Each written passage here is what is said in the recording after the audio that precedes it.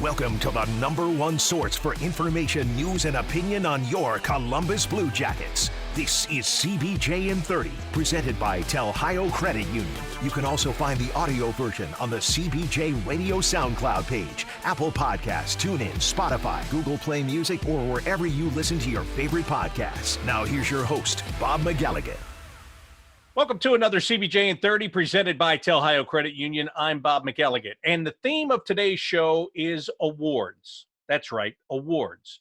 And there's a good reason for that theme today. First of all, the NHL Fans' Choice Awards have been presented, and the Blue Jackets have a couple of players that are sharing in one of those awards, and you're going to hear from both of them coming up in just a couple of minutes.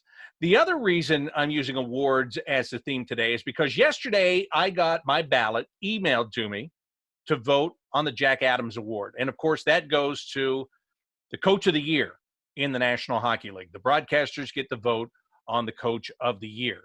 So I get to put in a ballot with 3 choices on it, and everybody else will do the same. And then they'll go through and they'll evaluate, and they'll pick a winner out of that.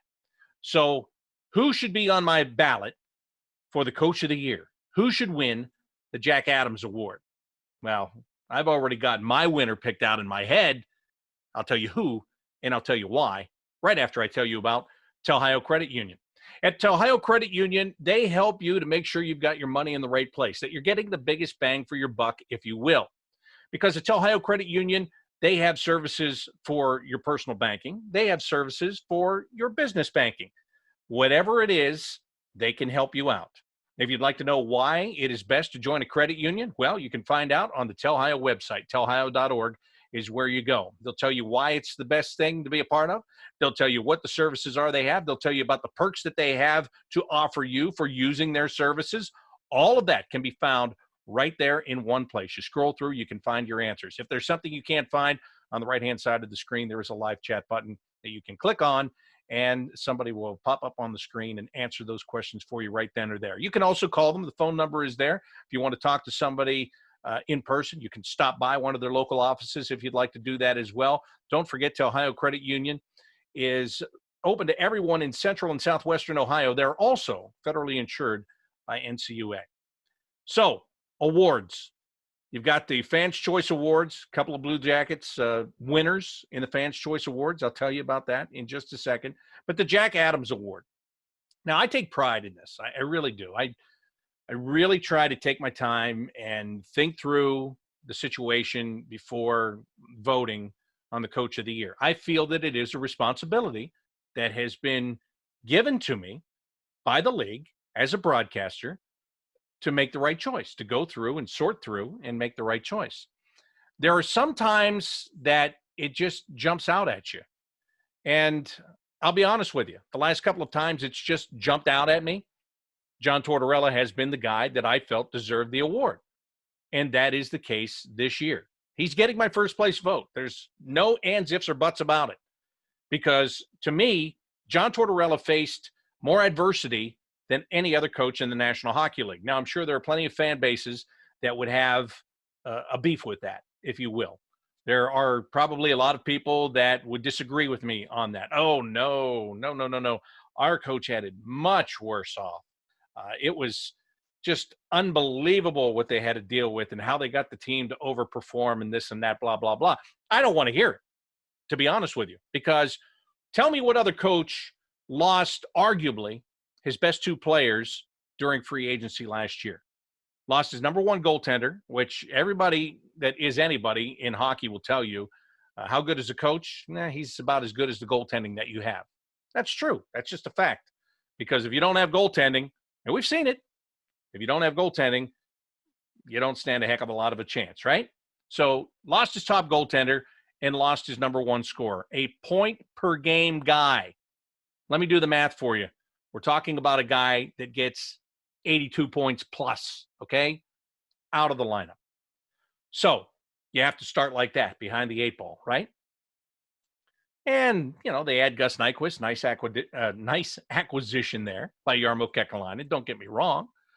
And you have your Cam Atkinsons and Pierre-Luc Dubois and Josh Andersons and Seth Jones and Zach Werenski's and all that. Okay, good. And that's why Jarmo said right from the outset, right from the time that he lost Sergei Bobrovsky and Artemi Panarin, he said, we have a good nucleus here, a good core. That's the word I couldn't figure out.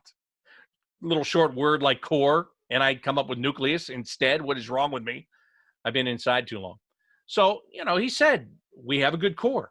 And he was very honest in saying that he was not pleased with the pundits writing off the Blue Jackets based upon the players they lost and not really talking about the players that they still had. And that was very fair on his part to be upset about that. And if you look at where the Blue Jackets sit today, he was right. He was 100% right. Because when the NHL returns, if it is to return after this pause and go into the playoff tournament, the Stanley Cup tournament, whatever you want to call it, the regular season is over. The Blue Jackets are slated to play again. They have made it beyond the regular season. They have to win and beat the Maple Leafs to actually be in the Stanley Cup playoffs. I get that. But they have gotten past the regular season. They are in. They are part of the dance. So Jarmo was right. What he had to say back then about the core of his team, about the identity of his team, all those things, he was right. John Tortorella said the same things. He was right all the way down the line. But then you saw a team get off to a slow start. You saw both goaltenders get off to a slow start. Korpisalo grabbed it quicker than Merzlikins did. And that really helped to fuel the turnaround there once Jonas got hot. And then when he got injured, Elvis, finding himself as an NHL goalie, continued it and kept it going. Everything was shared on this team. That's what I like. Everything was shared all the way down the line. But they did get off to the slow start, which this franchise is kind of notorious for in many ways, is getting off to a slow start. For whatever reason, I don't know, but they kind of are. So they don't get out of the gate flying, but they do find their feet and they start to win and they start to accumulate points. But then the injuries come. And this is why John Tortorella is my number one choice for the coach of the year, because he lost some of his top skill players. He'd already lost two guys that weren't ever coming back because of free agency.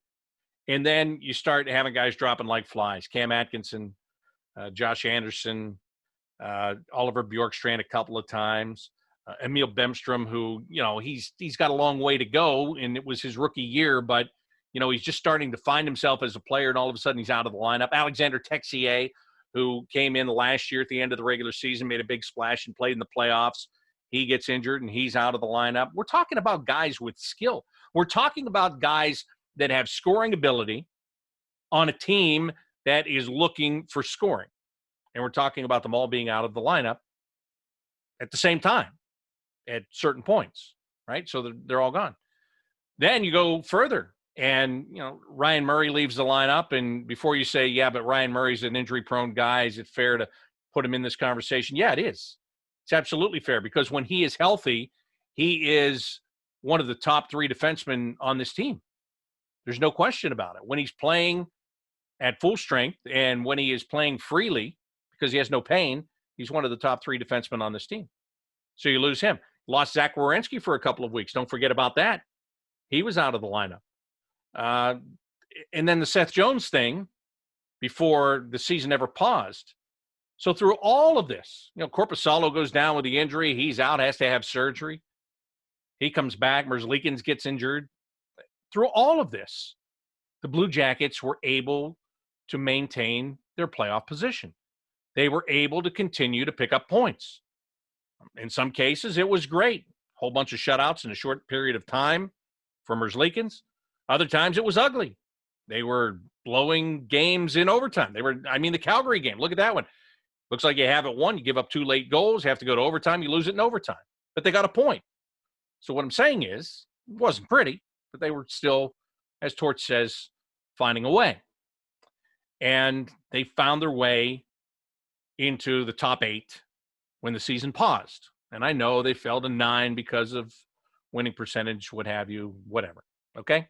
So that's why John Tortorella is my coach of the year. I think he had to deal with more adversity than anybody. And while the games were still being played, there was a lot of talk about Mike Sullivan of Pittsburgh winning the award for that very same reason. Now, listen, Mike Sullivan's going to be one of my three guys. I will give him that. If there was a point that he lost Malkin for a while, he lost Crosby for a little while, but there was only a very short period of time that they were both out of the lineup. And the Blue Jackets were there for one of those times and lost the game in overtime 1-0. But to me, when you have one of those guys in your lineup, you're better than a lot of other teams. So I don't feel really bad for the Pittsburgh Penguins in the injury situation. And yes, Jake Gensel had a major injury and he was out. And they had to overcome some things, the defense, Justin Schultz and this and that. But, I mean, really, if you have Malkin and Crosby, really, if you have them both healthy, I really don't care who you're playing without, because you're going to be able to overcome a lot with those two guys in the lineup. And as I said, when one of those guys is injured, the other guy always steps up and picks up the slack, always. When Crosby is out, Malkin plays some of his best hockey. It's always been like that. When Malkin is out, Crosby steps it up. And, he's a pretty darn good player before he steps it up. So my point here is, I don't feel so bad for them. I don't think Mike Sullivan was as challenged by injury as John Tortorella was. In fact, not only do I not think that, in my mind, I know it. Like, forget about it. Don't even start that conversation with me. Don't even bring it up that he was as challenged with injuries, because he wasn't. He just wasn't. In their situation in goal, they got Murray and underperforming and Jari, and I don't care. I really don't care. John Tortorella had to overcome a lot more as a coach. I think this is one of, if not his best coaching performance in all the years he's been in the National Hockey League. I do. And I've had other people tell me that as well. And I'm talking about people that have been around the game a long time. So he is my guy. He's my guy anyway, but he's my guy. I think, to me, it is clear cut. Now I get to vote for three. So if Sullivan's going to be one of them and Tortorella is definitely at the top of my list, who will the other guy be? See, this is where it gets into where people will go like with, well, Bruce Cassidy, the Boston Bruins are playing great, and they're the number one seed going into the playoffs and all this and that. And yeah, okay. But, sometimes when you have a really good team, it's not as hard to coach. No offense. What about a guy like Craig Berube from the St. Louis Blues? I mean, this guy took his team from last place after he came in as an interim coach, by the way, last year. Took him from last place to Stanley Cup champions. It's hard to repeat that, especially in this day and age. And he has them on top of the division again going into the playoffs. He's done a pretty good job. And, again, are they one of the most jump off the page talented teams? I mean, they've got a good core. They've got good grit. I like how they play. So I'm leaning that way. And, with a little bit more thought in it, maybe I could be persuaded from that. But preliminarily, is that a word? That's my preliminary list. I don't know. It's been so long since I've actually had to go and talk and sound relevant. Sometimes I don't even know if I sound relevant. But anyway, so the Jack Adams Award, I got my email. And by the way, they finally went to an email ballot. Literally, up until this year, I used to get a letter in the mail. Honest to God, I'd go to the mailbox. There would be an envelope. The form would be inside it, have 3 lines on it. Write your choices, along with a self-addressed stamped envelope that you would send back. That's how we did the balloting. I swear to you.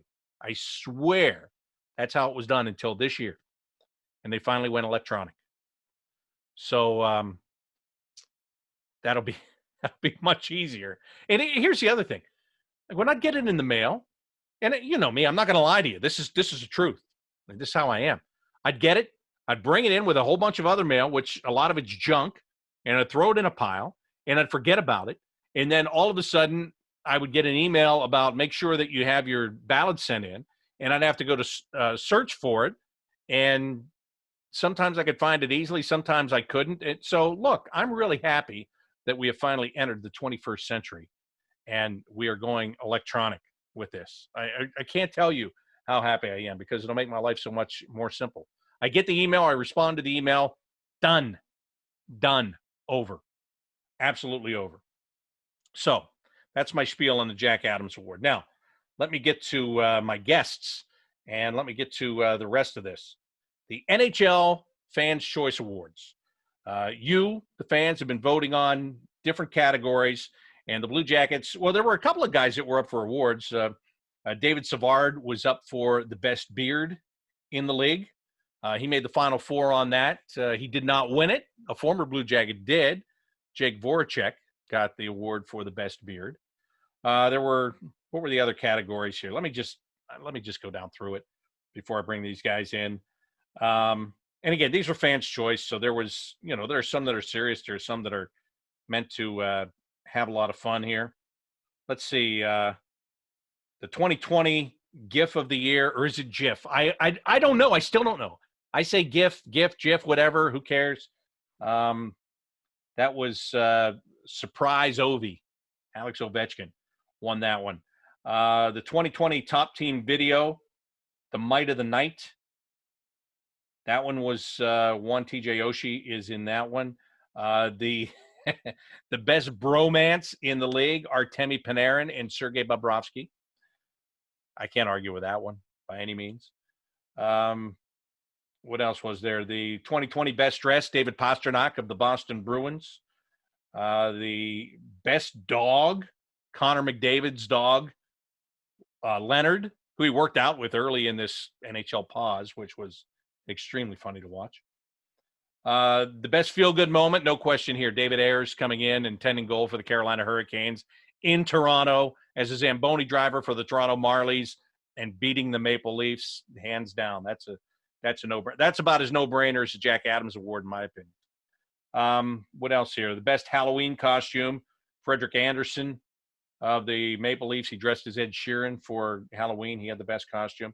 The best mascot went to Vegas. Chance of the Vegas Golden Knights. One, that Stinger will be beside himself. Just absolutely beside himself. Stinger's on the list. I want to see what there's a 4-point difference between Chance of Vegas and Gritty of Philly. How does Gritty blow that? How does he blow that by 4 percentage points? I don't know. Anyway, I told you Voracek had the best beard. There was the best follow on social media. Robin Leonard got that one. The best team dog, Washington Capitals. Their team dog is captain. The goal of the year, Pekka Rinne with his empty net goal. That's a good one. I like that. Good job by the fans. The save of the year, Marc-Andre Fleury. The diving save. The best pregame ritual was TJ Oshie. The best building goes to the Philadelphia Flyers. Must have had to make up for that Gritty loss. The fan of the year, Zach Bell's trick shots, won that. And the best hockey smile goes to Eric Johnson of the Colorado Avalanche, who sits and thinks his stuff up, by the way. The best TikTok goes to I can't even say it. The best TikTok goes to the Detroit Red Wings. At least they did something right. I'm sorry. Did I say that out loud? I think I did. The funniest player, Kevin Hayes of the Philadelphia Flyers. And I left out the most important one, and that is the one that the Blue Jackets were involved in. And the Blue Jackets had 2 players that got the award for the best Celly of the year. Now, in case you're too young to understand that, Celly is a celebration. I think you got it, but I want to make sure. I just want to make sure. The best Celly of the year goes to Blue Jackets, Nick Foligno, and Elvis Merzlikins. And right now, I've got them both here to talk about it. Well, guys, first of all, congratulations for winning the NHL's Fan Choice Award for the best Celly in the National Hockey League, the 2 of you. get that best Celly. So, Nick, I want to start with you because you've done a facsimile of this for quite a number of years. Coming into this season with a couple of different goaltenders, where were you as far as how are we going to alter things here and how are we going to make this better? Yeah, well, obviously, Bob and I had our thing, the big hug. And I told Corpy and Elvis after, I was like, we got to make it bigger and better, just the way it has to work. We got to figure something else out. So Corpy and I do the jump hug, where we jump in the air together and kind of embrace after that. Elvis surprised the hell out of me. Our signals were crossed, I think, because I didn't expect him to do the old dirty dancing where I got to catch him. But it's actually been pretty fun, and I laugh because he's actually pretty limber. Like, he's able to get around me and hold his legs up, and as you can see in your pictures, so it's impressive the strength he has. Yeah, there you go. So it's a beautiful moment, and obviously I love it because it means we won the game. Elvis, did you plan that, or was it just like the first time you got up that high? Was it just the exhilaration of the moment? It was just, I know that he had the hugs with Bob in the past.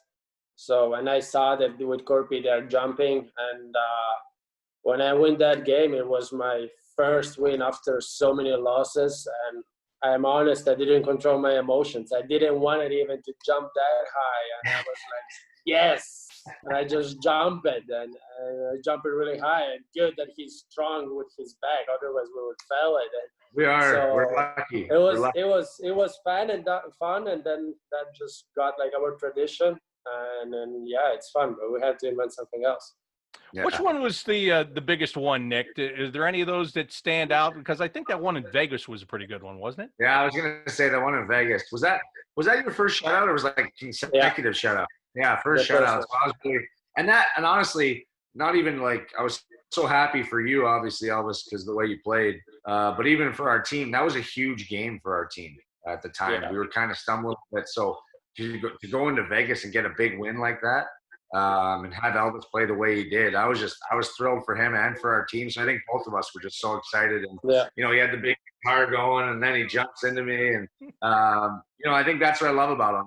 His passion, and him and Corpy. I mean, they're both competitors, and they love to win. And, I love to see that on them after games. I love that embrace, because I want them to know how much I appreciate all the work they did in those 60, 65 minutes. And what's become really cool, obviously, we're getting recognized for it, is just the fans appreciate it. I think it's something that they look forward to at the end of games, and that makes us feel really good about it.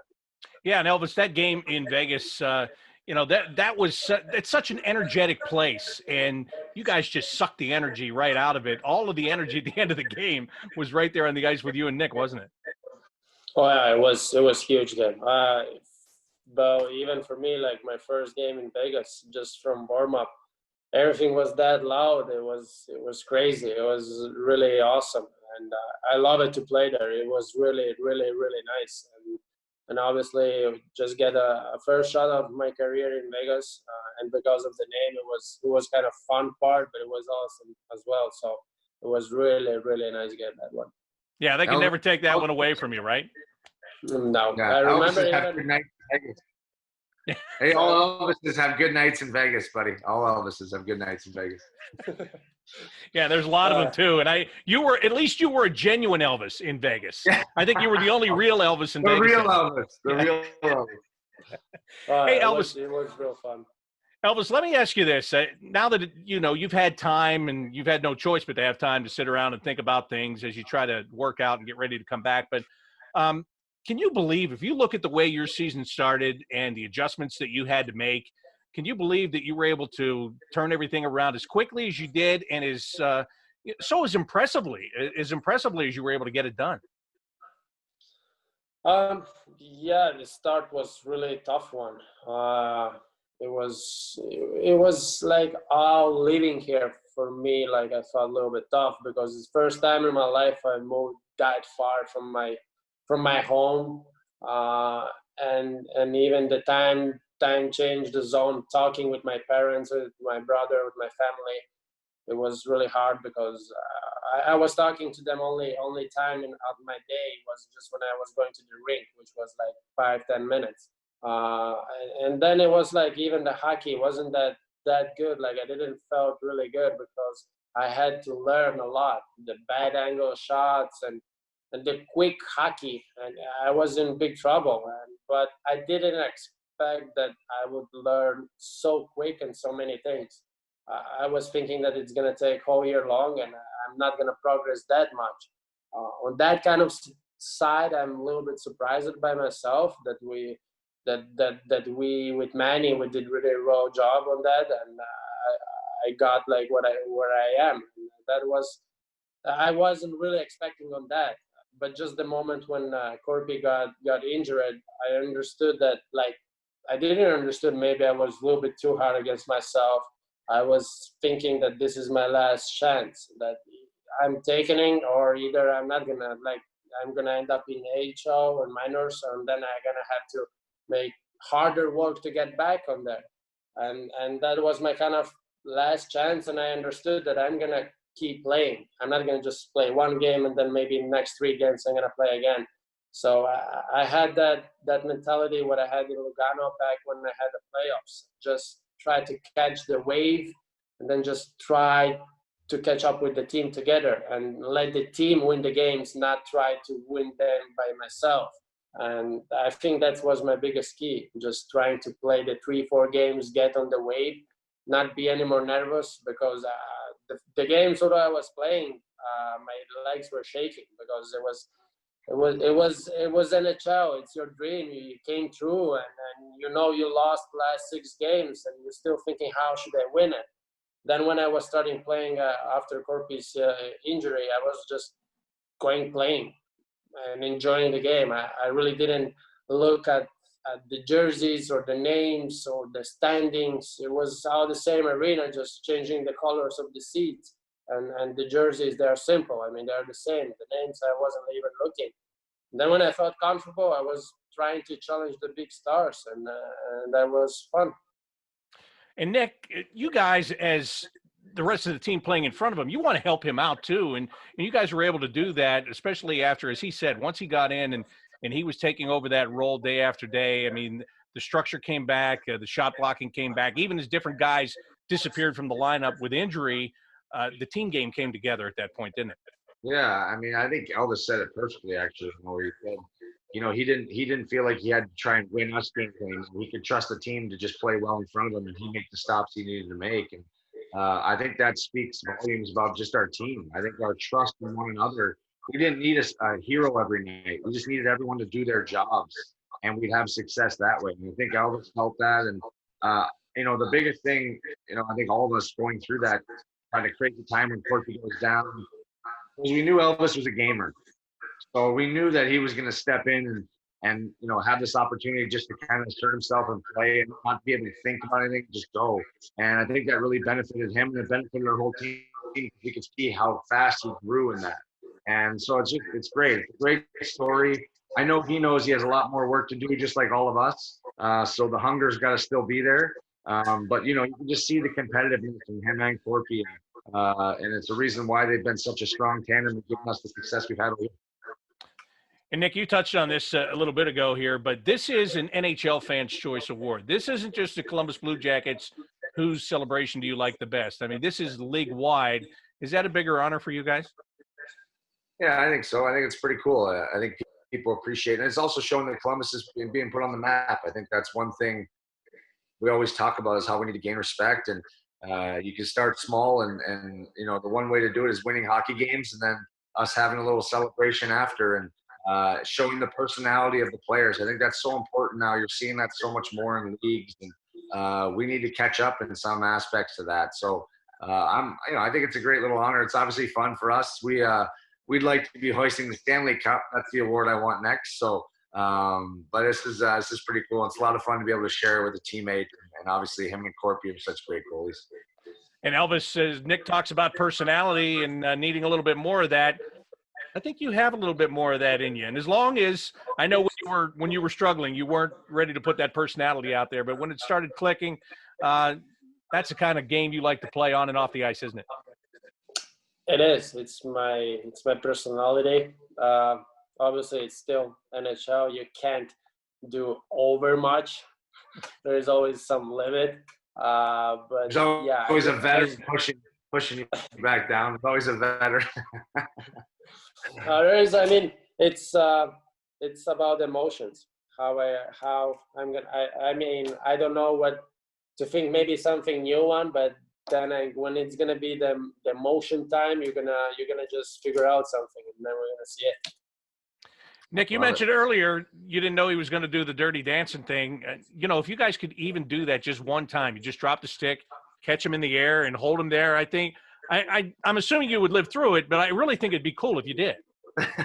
The one thing I tell him, I not a lot of people know this, is he obviously drinks a ton of water in the game, right? And he's Gatorade, whatever. But when he comes to jump on me, it's like a big wave hits me in the face, and it's disgusting. I get the whole wet jersey in the face, and I feel like I taste like, talk about terrible health concerns with this sweat going in my mouth. But hey, that's what you do for the ones you love. So it's pretty funny. We laugh about it after. I'm like, man, you got me good this game. It must have been a hard game because I got more sweat in my mouth than anywhere. But it's a lot of fun. Elvis, be honest. Have you ever had a game where in the last couple of seconds there's a whistle and you might just turn around and grab that water bottle and douse yourself a little extra because you know you're going to have that jump? I'm honest. I'll kick your ass. I can do that. Just open the water bottle and just get in. I'll remember that now. Well, guys, congratulations. Well-deserved, and certainly one of the more fun parts of the games. And, Nick, again, when you started this years ago with Sergei Bobrovsky, fans would stay to watch it and enjoy it, and it's definitely gone to another level now, and it's noticed by the entire league. So, guys, congratulations. Continue to have fun, and hopefully we'll see you back at the rink soon. Thank you. Thank you. So there they are, the guys that you voted, the NHL fans' choice, Celly of the year, Nick Foligno, Elvis Merzlikins. I love hearing those stories about, coming up with it and Nick trying to enhance what he already had in place and about Elvis's smelly jersey and all that. That was great fun. I appreciate that, both from Nick and Elvis getting together to talk about that. And congratulations. And as Nick said, it's a big deal. I mean, for Columbus to be on the map is a big deal, no matter what you're winning. And this is a Fans' Choice Award. This is something that everybody can see, and it's fun. The serious awards are great. There's nothing wrong with those. They're great to have. But sometimes you have to have a little bit of fun, too, and a little bit of personality. And those guys both do, as you just saw. And that's why they win the award. So congratulations to Nick Foligno and Elvis Merzlikins for having the best Celly in the NHL. Well, that's going to do it for today's show. That pretty much wraps it up. We've wrapped up the first week of June. Just waiting for more information about the NHL getting back into the phase 2, the phase 3. Phase 3 is what's going to be big, right? Phase 3 means training camp. When is that coming? That's what we're waiting for. And, of course, the Blue Jackets do know they're going to play against the Toronto Maple Leafs in the play-in round. I almost said the first round. In the play-in round, they will take on the Toronto Maple Leafs. As we go on with the show in the next couple of weeks, I've got plenty of time to preview that series, doing it with both Blue Jackets players and personnel and with people from Toronto as well. So that should be a lot of fun to talk about that and get geared up. I hope you've had a great week. I hope you have a great weekend. Thanks for joining me as always. This is CBJin30, presented by Telhio Credit Union. And until next time, I'm Bob McElligott saying so long.